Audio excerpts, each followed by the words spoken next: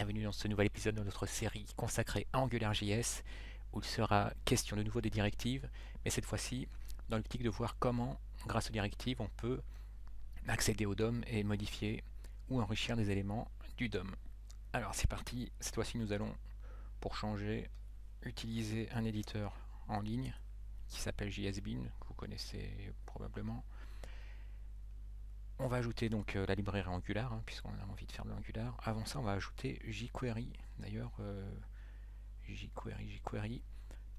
Alors, on l'ajoute avant tout simplement parce que avec Angular, quand jQuery n'est pas présent, en fait, Angular utilise une version réduite, on peut dire, de jQuery. Donc, il vaut mieux d'abord importer jQuery, puis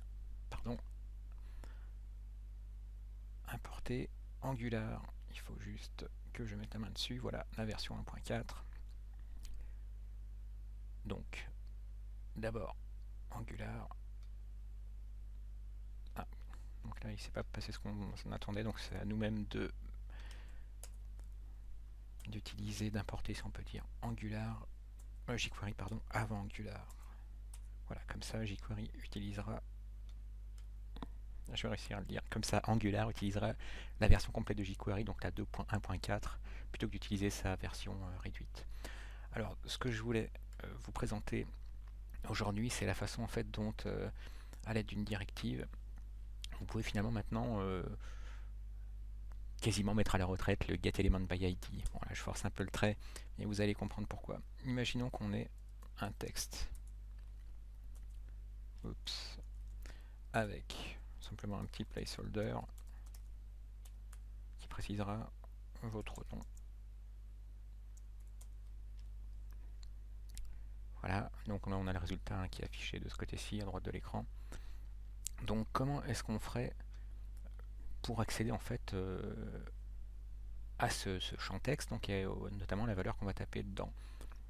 Ce qu'on va faire, là ça va être l'objectif concret de notre petite vidéo, ça va être de voir comment faire en sorte pour que non seulement on puisse lire le contenu qui sera tapé, mais en plus réagir à la touche entrée, au fait que l'utilisateur en fait appuiera sur entrée. Alors ce qu'on va faire, on va créer une directive, cette fois-ci elle sera de type attribut, c'est-à-dire qu'elle va enrichir le type input qui est type text, et on veut l'enrichir à l'aide d'une directive qu'on va appeler les process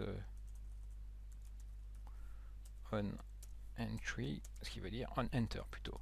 Il faut dire que quand on mettra cette directive process on enter sur un champ, sur oui on va dire un champ texte en l'occurrence, et ben ce sera cet élément sera capable maintenant de réagir au fait qu'on appuiera sur la touche entrée. Alors c'est parti, on crée une petite application Angular.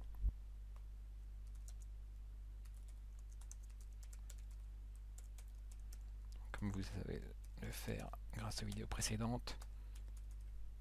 On pense bien à passer un tableau vide pour indiquer qu'on est en train de créer un module.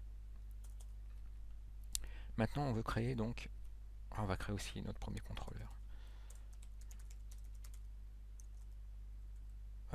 Oui, contrôleur. On va appeler main.ctrl. On reste fidèle à l'ancienne syntaxe qui consiste à passer scope. Je vous dirai pourquoi j'appelle ça l'ancienne syntaxe, parce qu'on la rencontre quand même très souvent. Puisqu'il y a une syntaxe qui en 2015, une syntaxe concurrente, on peut dire, qui consiste à utiliser un view model, mais donc à ne plus passer la scope. Mais là on va rester fidèle à la scope, simplement pour alléger le code ensuite côté vue. Et pour s'assurer que notre application marche, on va passer un message qui dira simplement salut. On va utiliser, on aurait dû le mettre dans un div. On va mettre notre champ texte dans ce div.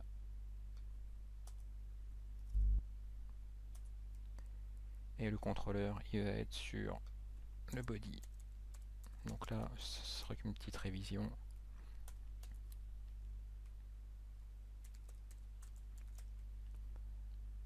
Voilà, et si les choses marchent bien, notre message sera bien interprété. Alors là, je vois qu'il ne l'est pas, qu'est-ce que j'ai oublié? J'ai oublié de déclarer que cette page était une application Angular. Voilà, donc là on voit salut. On peut l'enlever puisque le but c'est juste de s'assurer que cette page web est bien maintenant une application Angular. Donc nous allons créer notre directive qui s'appelle process, qui va s'appeler process on enter. Alors attention, il y a des tirets parce qu'on est au côté HTML. On utilisera donc une notation, ce qu'on appelle la snake case, comme un serpent, donc avec des tirets entre chaque mot. Alors que côté Angular, on est plutôt dans la notation habituelle qui consiste à avoir des majuscules à la place des tirets. Donc concrètement, on crée notre directive qu'on appelle donc process on enter. Donc là vous avez vu, les tirets sont supprimés et la lettre qui était juste après le tiret est en majuscule. Dans la Pascal Notation. Ah non, c'est plutôt la camel case d'ailleurs. Je dis une bêtise. Donc, on crée notre directive. Comme toujours, une directive, elle retourne un objet.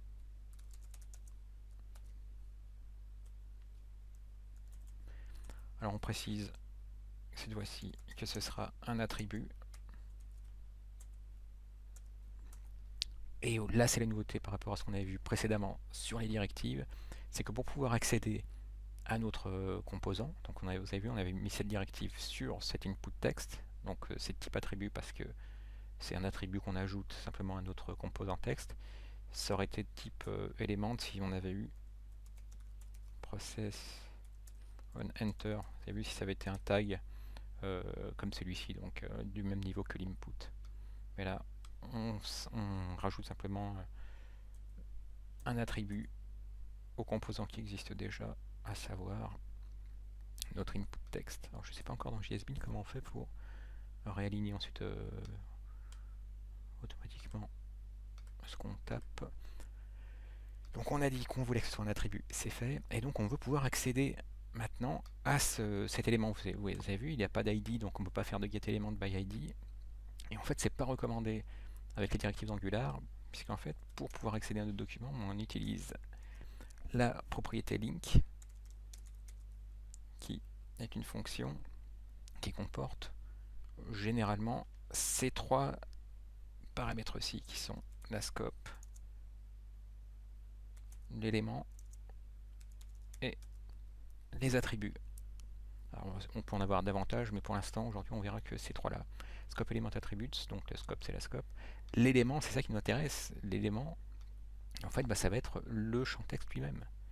Et donc, on va simplement faire un console.log pour voir, avoir confirmation que c'est bien notre élément. Donc, vous avez vu, on a pops en ID. On sait que l'élément sera cet input de type text.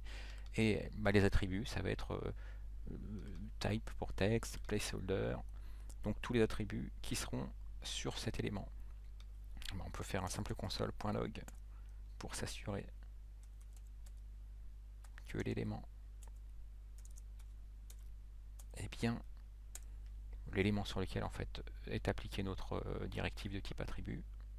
Alors là je vais quand même ouvrir la console parce que je préfère qu'elle soit en version, enfin présentée horizontalement. Alors là qu'est-ce qu'il me dit? Une erreur. Il manque un point virgule, on l'ajoute, il est content. Donc là vous avez vu, alors la fonction qui correspond à link, en fait elle est exécutée lorsque la directive est créée. Donc là on voit qu'on a notre console.log, et qu'est-ce qu'il nous dit? Qu'on a un input, et cet input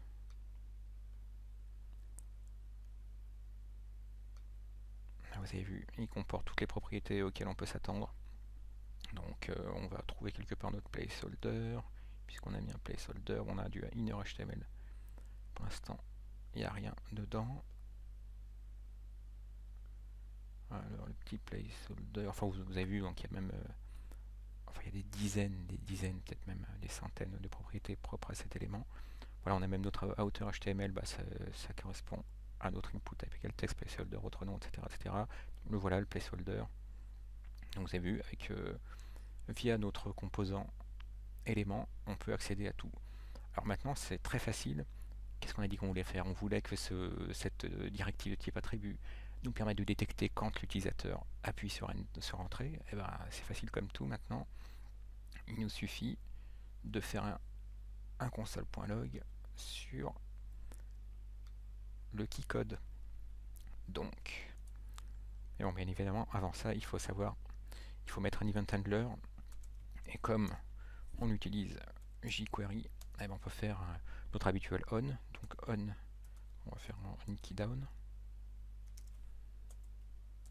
On veut utiliser cet event handler. On va gagner un peu d'espace là. Et on récupère notre événement. Et du coup, eh ben, on peut très facilement connaître la clé sur laquelle le code de la touche que l'utilisateur a appuyé. Simplement à l'aide d'un habituel keycode.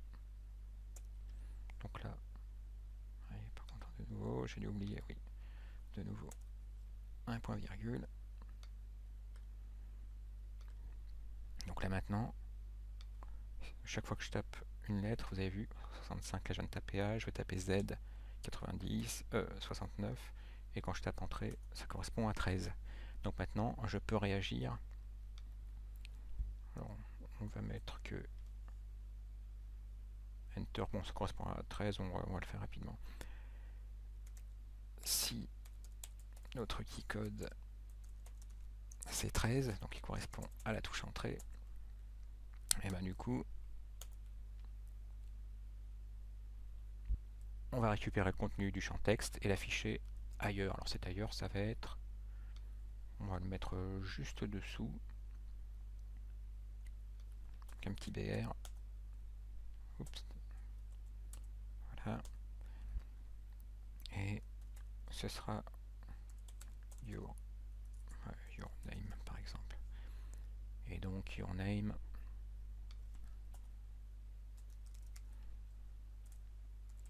on le met sur nos scopes.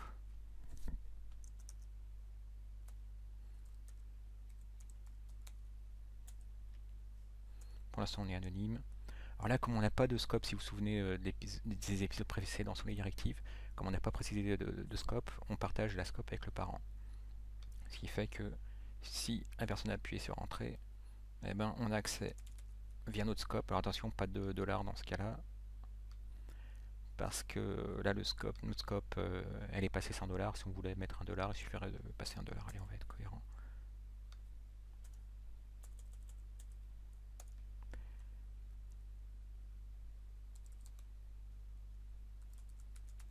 Ça sera égal à quoi donc? Eh ben, à l.val, comme si on était, comme vous le feriez habituellement avec jQuery. Donc on va même mettre bonjour, puis le nom de la personne. Donc là, on est anonyme, on tape, on appuie sur Entrée, et il ne se passe rien. Et pourquoi il ne se passe rien? Tout simplement parce qu'en fait Angular n'est pas au courant de ce qui se passe en dehors de... On veut signifier à Angular qu'il s'est passé quelque chose, et quand il n'en a pas conscience, eh bien on le fait via $apply. Donc là, cette fois-ci, vous avez vu, grâce à $apply, on a signifié à Angular de vérifier qu'il y a des choses qui sont passées sans qu'il en ait eu connaissance. On va simplifier la chose de la sorte. Et l'essentiel donc de cette vidéo, c'était de comprendre qu'il est possible donc d'avoir accès, d'enrichir donc via un attribut un composant texte en l'occurrence, pour pouvoir ajouter des event handlers pour pouvoir réagir aux touches du clavier qui sont tapées par l'utilisateur, et surtout de savoir que grâce à la fonction link, d'une part c'est qu'on manipule du DOM depuis une directive et pas depuis le contrôleur, parce que ça aurait été tentant depuis le contrôleur d'accéder au document, à notre input, de lui mettre un ID pour y accéder par ID, puis de le bricoler. En fait, c'est pas du tout l'endroit préconisé pour modifier un élément DOM, c'est depuis les directives. qu'on modifie du DOM. On a accès grâce à la méthode link aux éléments sur lesquels en fait notre directive là, de type attribut a été posée. Et je voulais vous dire également qu'on a également accès à chacun des attributs de notre méthode. C'est ce que nous allons voir. Pour terminer, si je fais un console.log de nos attributs, des attributs donc de l'élément sur lequel on a posé, si on peut dire, process on enter, et bien vous allez voir, on exécute.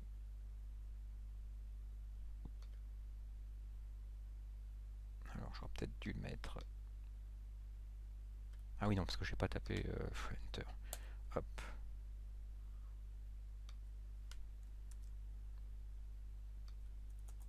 Allez, je le mets plus haut. Voilà. Ah ben, vous avez vu donc notre attribut. Ah ben, qu'est-ce qu'il comporte? Il comporte un placeholder qui se trouve avoir la valeur de notre nom, votre nom. Bah, le type, vous avez vu, cet attribut texte. Et si on avait un autre attribut, hein, imaginons qu'on est, je sais pas moi, data version, on va dire que la version, qu'on a une version 1.0, c'est juste pour ajouter un attribut. On exécute de nouveau, et bien là on voit que cette fois-ci on a également donc ce nouvel attribut accessible. Donc en résumé, quand vous voulez accéder au DOM pour l'enrichir ou faire des modifications ou autre, et ben pensez bien que ça se fait dans les directives. Ça se fait grâce à votre propriété link qui correspond à une fonction qui aura très souvent ces trois paramètres, donc scope, element, attribute. Et enfin, que vous avez accès, que quand vous faites des modifications, vous êtes sûr qu'elles devraient marcher, parce que par exemple dans console.log vous voyez que les choses qui vous intéressent se produisent, mais qu'elles ne sont pas mises à jour dans votre vue. Pensez qu'il peut être utile de préciser en Angular qu'il s'est passé des choses et que vous voudriez qu'il fasse les mises à jour nécessaires. Merci d'avoir suivi cette vidéo et à bientôt.